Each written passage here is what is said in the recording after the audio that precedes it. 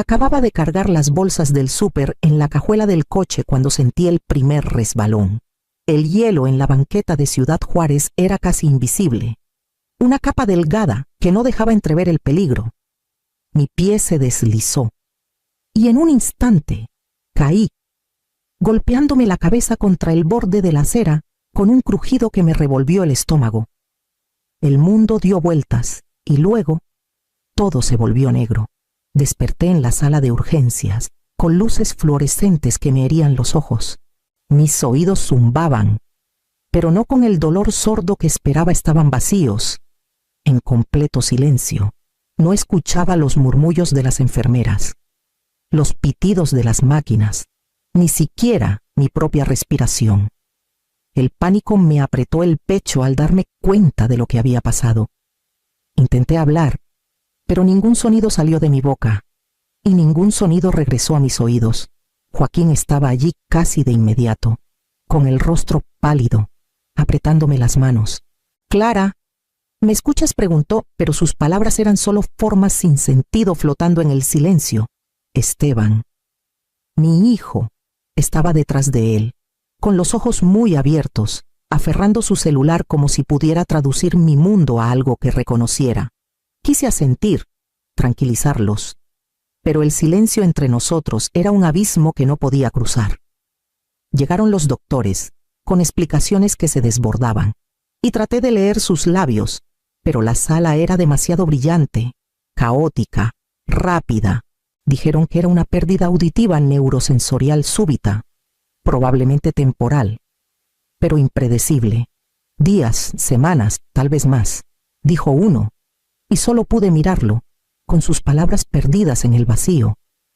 Joaquín me apretó la mano otra vez, intentando consolarme, pero no sentía más que un aislamiento creciente, un filo de miedo que cortaba cada pensamiento. Al darme de alta y subirme al coche, el mundo afuera estaba apagado, lejano. Cada claxon, cada paso reducido a la nada. El trayecto a casa fue silencioso de una forma que nunca había vivido, ni siquiera en los momentos más solitarios. A mis 57 años, nunca me había sentido tan pequeña, tan dependiente de los demás. Mi casa, mi hijo, mi esposo, todo parecía existir en una niebla que no podía atravesar. Cuando la puerta principal se cerró tras de mí, entendí que el silencio ya no era un accidente, era una realidad que tendría que aprender a navegar. Cada paso que daba en casa resonaba en el vacío, un recordatorio de que el mundo que conocía había desaparecido. Con eso, avancé lentamente por el pasillo, preparándome para lo que estas semanas de silencio podrían exigir de mí. Los primeros días en casa fueron una borrosa mezcla de frustración y adaptación. Me movía con cuidado por la cocina, preparando el desayuno para Esteban y Joaquín, dependiendo completamente de gestos y notas escritas. El silencio era opresivo, llenando cada rincón de la casa con un peso desconocido. Aferraba tarjetas y libretas como si fueran mis salvavidas, señalando letras y palabras, forzando las frases que quería expresar a tomar forma en papel. Cada comunicación era laboriosa, una lenta danza de manos, ojos y pluma. Pero era todo lo que tenía. Joaquín rondaba al principio, insistiendo en que podía ayudarme a leer labios, a hablar despacio, escribir cosas. Su voz, antes reconfortante, ahora existía solo en formas que no podía escuchar, y lo leía lo mejor que podía. Al principio, había un destello de su antigua atención, el apretón en mi mano, la inclinación de su cabeza, pero se desvaneció rápido. Empezó a evitar el contacto visual, a salir de la habitación durante las conversaciones, su paciencia desgastándose con cada gesto repetido. Lo sentí de inmediato, la distancia que se formaba entre nosotros, sutil pero inconfundible. Sofía llegó una mañana, con un ramo de flores en la mano y una sonrisa forzada en el rostro. Se quedó en la cocina, sus palabras moviéndose rápido, sus labios formando figuras que me costaba seguir. Su preocupación parecía genuina a primera vista, pero había un filo, una aspereza bajo la superficie. Cada cumplido o pregunta sobre mi recuperación llevaba un juicio oculto, una crítica sutil a mis movimientos lentos o mi dependencia. Lo percibí instintivamente, incluso a través de la bruma de incertidumbre y silencio. A medida que los días se alargaban en una semana, luego 2, comenzaron a surgir patrones. Los suspiros de Joaquín cuando le tocaba el hombro, los murmullos discretos de Sofía tras una máscara cortés, las miradas que intercambiaban cuando pensaban que no los veía. Estas pequeñas inconsistencias comenzaron a formar un mapa de comportamientos que podía leer sin palabras. Los gestos, expresiones y ritmos de sus rutinas empezaron a revelar intenciones que las palabras solas habrían ocultado. Me dediqué tanto a observar como a adaptarme. Cada conversación, cada movimiento, cada vacilación o gesto sutil se convirtió en datos que almacenaba cuidadosamente en mi mente. El silencio me obligó a ver diferente, a notar lo que siempre había estado escondido bajo el sonido normal. Cada día, catalogaba lo que veía y registraba, consciente de que el mundo que había dado por sentado ya no funcionaba como creía. Para el final de la tercera semana, entendí que el silencio no era solo una barrera, era una lente, y a través de ella, comenzaba a comprender las verdades que Joaquín y Sofía creían que nunca vería.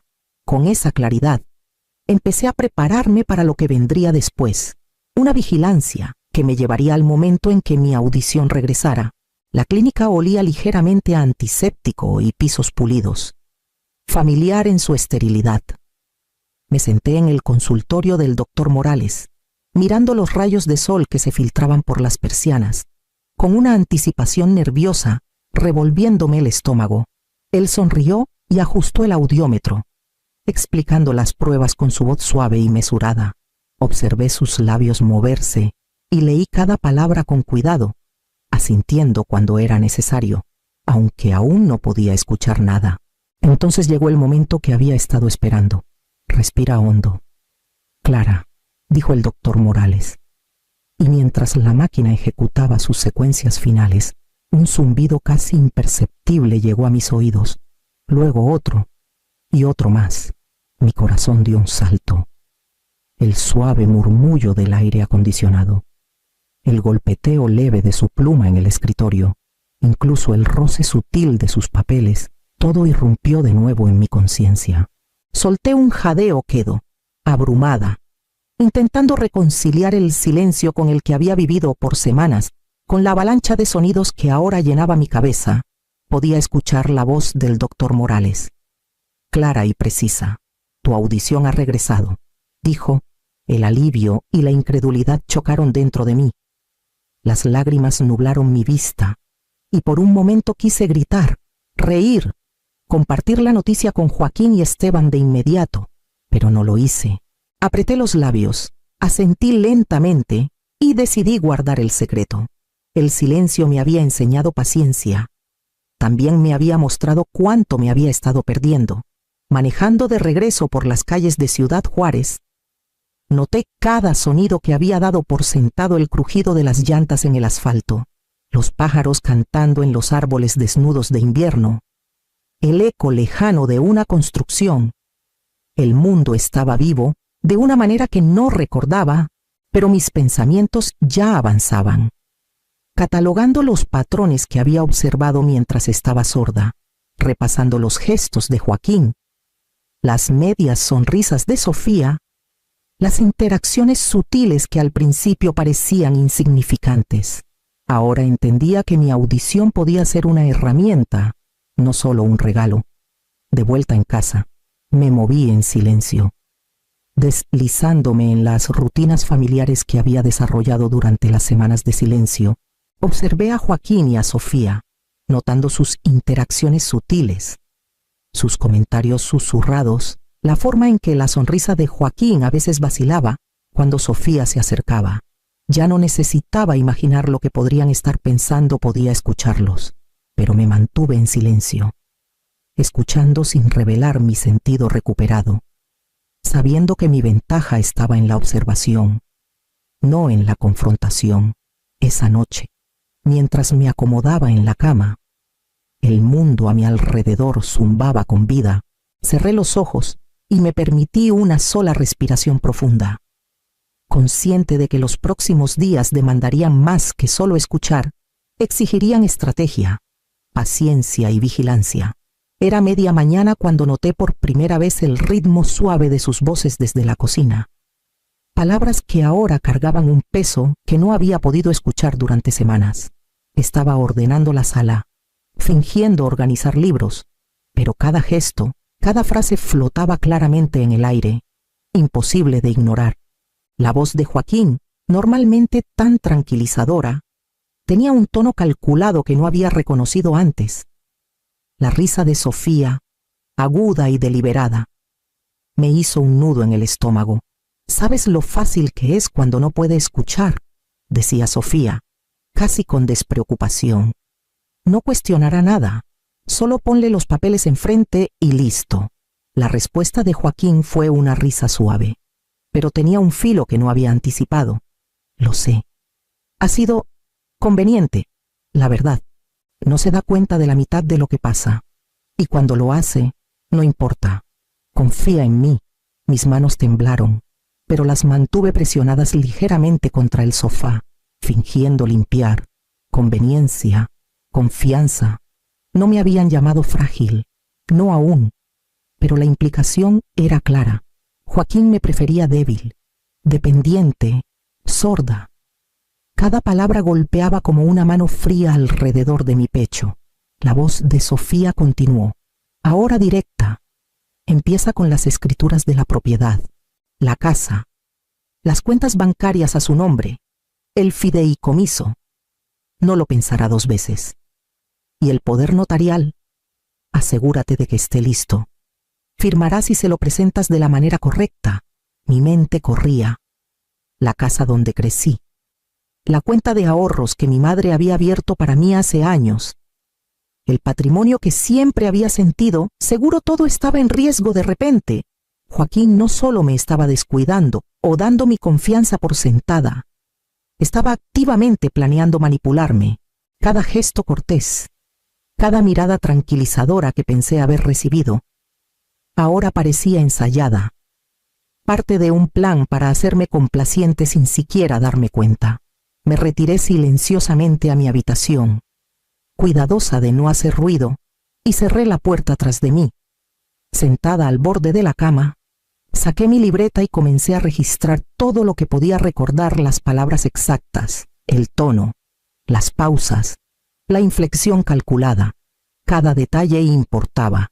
Podía repetir esas conversaciones en mi mente, pero escribirlas las hacía tangibles, un registro que podría usar cuando llegara el momento. Mientras escribía, una determinación silenciosa se asentó en mí. Por primera vez en semanas, el miedo al silencio fue reemplazado por un sentido de propósito. Había recuperado mi audición y con ella una nueva conciencia del mundo a mi alrededor. Entendí que la vigilancia se había convertido en mi arma, la observación en mi escudo. Observaría, escucharía y me prepararía. Mañana, decidí, comenzaría a rastrear todo con aún mayor precisión, mapeando cada movimiento e interacción. Joaquín y Sofía podrían pensar que la mujer sorda aún era vulnerable, pero yo sabía que no era así. La ventaja había cambiado y planeaba usarla plenamente. Para la mañana siguiente, ya había tomado una decisión. Si iba a protegerme y al legado de mi madre, necesitaba pruebas, evidencia concreta que Joaquín y Sofía no pudieran negar. Comencé con grabaciones discretas, pequeños dispositivos escondidos a plena vista, capturando conversaciones que antes habrían pasado desapercibidas. Cada susurro, cada indicio de manipulación, cada pausa calculada quedó documentada. Luego vinieron los documentos. Fotografié escrituras de propiedades, estados de cuenta bancarios y cartas antiguas del patrimonio de mi madre. Cada imagen se almacenó de manera segura en un dispositivo protegido con contraseña y respaldada en la nube. Los revisé repetidamente, asegurándome de que nada se pasara por alto, nada se malinterpretara. Cada página, cada número, Cada firma importaba. Cada detalle sería crítico cuando llegara el momento de enfrentarlos. Al mismo tiempo, contacté a una abogada en la que confiaba desde hace años. Alguien discreta y meticulosa. Le expliqué la situación en términos cuidadosos y mesurados, evitando cualquier alarma innecesaria. Me aseguró que el marco legal en Chihuahua me protegería si tenía la documentación adecuada y que podíamos prepararnos con anticipación para salvaguardar la casa, las cuentas y cualquier fideicomiso a mi nombre. Saber que una profesional estaba al tanto de la situación aligeró el peso en mis hombros. Aún mientras tomaba estos pasos, mi observación continuó. Observé a Joaquín y Sofía todos los días, notando pequeñas inconsistencias en su comportamiento, la forma en que Joaquín evitaba el contacto visual cuando Sofía hacía preguntas, la sonrisa fugaz en el rostro de Sofía cuando creía que no la notaba, la manera sutil en que coordinaban gestos como si ensayaran un guión. Cada detalle confirmaba lo que ya sospechaba, que mi audición recuperada me había dado una ventaja única. Me movía por la casa con la misma diligencia silenciosa que había practicado durante mis semanas de silencio, fingiendo estar absorta en tareas cotidianas. Mantuve mi libreta cerca, anotando patrones, cambios en el tono y registrando cuidadosamente el momento de cada interacción. Tenía que parecer común, dependiente, desprevenida, mientras que en realidad estaba plenamente consciente de los planes que se desplegaban a mi alrededor. Por la noche, revisé mis notas, mis grabaciones y las fotografías nuevamente. El panorama era claro. Joaquín y Sofía eran manipuladores, calculadores y no temían hasta dónde estaban dispuestos a llegar. Me permití un momento tranquilo para respirar y planear mis próximos movimientos, sabiendo que la vigilancia, la preparación y la paciencia eran mis únicas armas en los días venideros. Mañana comenzaría a documentar cada detalle con aún mayor precisión, asegurándome de que cuando llegara el momento de enfrentarlos, estaría completamente preparada. Esteban entró a la sala una tarde, relajado como siempre, desplazándose por su celular mientras tomaba café. Murmuró algo sobre cómo Joaquín había estado inusualmente ansioso por manejar los trámites del patrimonio de mi madre, mencionando detalles que no había compartido con él. Las palabras fueron fugaces, casi perdidas en el trasfondo de su conversación, pero las capté claramente. Cada pequeño desliz, cada revelación no intencionada, confirmaba lo que había comenzado a sospechar. Habló de una reunión que Joaquín y Sofía habían programado sin consultarme, sobre cómo habían coordinado sus horarios para asegurarse de que yo estuviera ocupada en otro lado. Cada frase era una pieza de un rompecabezas, y mientras escuchaba, la imagen completa de su plan se volvió innegable. Joaquín manipulaba cada interacción. Sofía lo guiaba sutilmente, asegurándose de que la transferencia de propiedades y el acceso a las cuentas de mi madre pasaran desapercibidos para mí. Me senté en silencio en un rincón, con la pluma sobre mi libreta, registrando los detalles como si fueran evidencia en un caso que no podía descartarse. Forcé mi expresión a permanecer neutral, controlando la opresión en mi pecho y el aceleramiento de mi pulso. Por dentro, era consciente de la enormidad de la traición, pero por fuera no dejé ver nada. La calma que mantenía era deliberada, una máscara que había perfeccionado durante semanas de observación y planificación cuidadosa. Entendí que cualquier indicio de conciencia podría acelerar sus movimientos o hacerlos más cautelosos. Mi audición recuperada me había dado claridad, pero la paciencia seguía siendo la clave. Tenía que esperar, recolectar cada detalle y prepararme para el momento preciso en que pudiera actuar con certeza. Para cuando Esteban salió de la sala, tenía toda la confirmación que necesitaba. El plan era real, calculado y completamente enfocado en mantenerme inconsciente. Cerré mi libreta y me recosté, dejando que el peso de la verdad se asentara, plenamente consciente de que los próximos días demandarían aún más vigilancia. Mañana pasaría de la observación a una planificación meticulosa, asegurándome de que ninguna oportunidad se me escapara. Esperé hasta la noche, cuando la casa estaba tranquila y Joaquín y Sofía se habían instalado juntos en el estudio. Con cada paso, mi determinación se volvía más afilada. Llevaba mi libreta, mis grabaciones y copias impresas de documentos, cada pieza un arma que había preparado cuidadosamente en los últimos días. Cuando entré en la habitación, ambos levantaron la vista, relajados al principio, pero sus expresiones cambiaron al notar los materiales en mis manos. Coloqué todo en la mesa, poniendo la grabadora en el centro y abriendo mi libreta en las páginas llenas de observaciones meticulosamente anotadas. Joaquín frunció el ceño. La máscara cortés de Sofía vaciló. Presioné el botón de reproducir, dejando que las voces que había capturado llenaran la sala.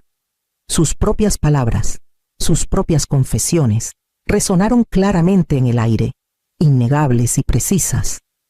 El tono de Joaquín, casual pero calculado, revelaba exactamente lo que esperaba que nunca escuchara, que me prefería dependiente e inconsciente, más fácil de controlar. La guía de Sofía, sutil e insidiosa, confirmaba la orquestación que había sospechado desde hace tiempo. Ninguno habló al principio. El silencio se prolongó. Y sentí el cambio en el poder de inmediato. Donde antes asumían ignorancia, ahora yo tenía total conciencia. Cada maniobra y plan expuestos ante mí. Miré a Joaquín directamente, dejando que el peso de sus palabras se asentara en su mente mientras comprendía las consecuencias de sus acciones. Hablé con calma, deliberadamente, exponiendo la evidencia, las grabaciones, las fotografías, las notas detalladas de cada gesto, cada conversación cuidadosamente oculta. Dejé claro que había a lo anticipado sus planes y estaba preparada para actuar en todos los niveles legal y personalmente. El rostro de Sofía palideció. Su confianza habitual se evaporó bajo el escrutinio de la mujer que habían subestimado. Para el final del enfrentamiento, la dinámica se había invertido completamente. Ya no era la figura pasiva que asumían que cumpliría. Estaba en control, plenamente consciente de la extensión de su engaño y lista para protegerme. Recogí los documentos y la grabadora, asegurándome de que nada quedara sin revisar. Al salir del estudio, sabía que la siguiente fase sería asegurar mi posición y tomar medidas definitivas. Mañana, comenzaría a implementar los pasos que había planeado cuidadosamente, convirtiendo la conciencia en un control tangible. Empaqué una maleta pequeña en silencio, tomando solo lo esencial para empezar de nuevo. Ropa, documentos, mi laptop y algunos objetos personales, todo lo demás podía quedarse. Sobre el tocador quedó la foto de boda, un recordatorio de votos rotos por el engaño. La dejé boca arriba. Un mensaje silencioso para Joaquín de que el pasado le pertenecía a él, pero el futuro era completamente mío. Junto a ella, dejé cartas que había escrito pero nunca enviado, cada una un testimonio de los pensamientos y emociones que había guardado para mí. Joaquín apareció en el umbral mientras cerraba la maleta, su expresión una mezcla de confusión, desesperación y frustración. «Clara, espera, podemos arreglar esto. Por favor, no te vayas», dijo, su voz cargada con un arrepentimiento que nunca había mostrado antes. Negué con la cabeza lentamente, manteniendo mi tono calmado y deliberado. «Se acabó. Joaquín, la persona que amabas ya no existe.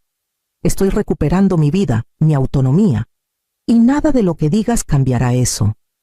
Lo intentó de nuevo, acercándose, extendiendo la mano hacia mí, pero levanté la mano, bloqueando cualquier contacto. Esteban observaba desde el pasillo, en silencio, con una mezcla de curiosidad e inquietud en los ojos. Le ofrecí un breve asentimiento, asegurándole que estaba bien, aunque el dolor de dejarlo conocido aún persistía. Al salir de la casa, el aire frío de Ciudad Juárez me golpeó el rostro, cortante pero invigorante. Cada paso que daba en la banqueta familiar era más ligero que el anterior. Dejaba atrás la manipulación, la traición y la falsa sensación de seguridad que había tenido que soportar para cuando llegué a mi coche, estacionado bajo los árboles sin hojas de la calle suburbana. Sentía una sensación de libertad silenciosa, pero profunda. El motor arrancó sin dudar, llevándome hacia un nuevo capítulo, uno completamente de mi creación. Mañana comenzaría a reconstruir la vida que había elegido para mí, paso a paso, con determinación. La primera mañana en mi nuevo departamento, la luz del sol se filtraba por las ventanas, atrapando motas de polvo que danzaban en el aire. Preparé café y me senté en la pequeña mesa de la cocina, revisando los planes que había esbozado para las semanas siguientes. Proyectos personales que había pospuesto durante años ahora reclamaban mi atención. Escribir, organizar adecuadamente el patrimonio de mi madre, reconectar con amigos con los que había perdido contacto. Me inscribí en un taller comunitario local, una clase de pintura que prometía un ritmo tranquilo y la oportunidad de conocer gente nueva.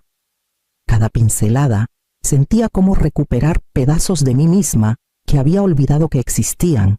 Organicé mis documentos, verificando 2 veces que cada salvaguarda legal estuviera en su lugar. Sabiendo que mi independencia estaba asegurada, Esteban llamó más tarde ese día. Nuestra conversación fue cuidadosa, tentativa, pero genuina. Hablamos de su trabajo, su vida, y él reconoció sin palabras los cambios en nuestra dinámica familiar. Escuché y respondí, completamente presente de una manera que el silencio nunca había permitido. Al caer la noche, reflexioné sobre el viaje que había emprendido: la traición, la observación, la planificación cuidadosa y los pasos que había tomado para protegerme.